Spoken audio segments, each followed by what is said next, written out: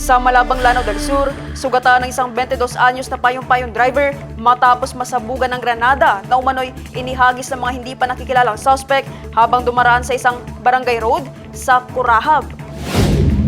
Dakong alas 2 ng hapon ng June 25 nang makatanggap ng tawag ang Malabang Municipal Police Station mula sa isang concerned citizen kaugnay sa naganap na pagsabog ng granada sa barangay Curahab. Agad na rumispondi ang mga pulis upang magsagawa ng verifikasyon at investigasyon sa lugar ng insidente. Batay sa paunang investigasyon, isang puting minivan ang dumaan sa nasabing kalsada at umano'y naghagis ng isang granada. Sa pagsabog, nasugatan si alias Sally, residente ng barangay Jose Abad Santos sa nasabing bayan na nagkataong dumaraan sa lugar nang mangyari ang insidente. Nagtamo ang biktima ng tama ng shrapnel sa kanang bahagi ng kanyang tiyan at agad na isinugod sa pagamutan. Matapos ang insidente, mabilis na tumakas sa mga suspect patungo sa hindi pa matukoy na direksyon. Patuloy naman ang Malabang MPS sa pagsasagawa ng masusing investigasyon at hot pursuit operation upang matukoy at maaresto ang mga responsable sa krimen.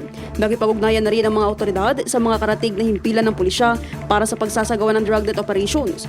Patuloy ang panawagan ng kapulisan sa publiko na makipagtulungan at agad na magbigay ng impormasyon na makatutulong sa paglutas ng kaso.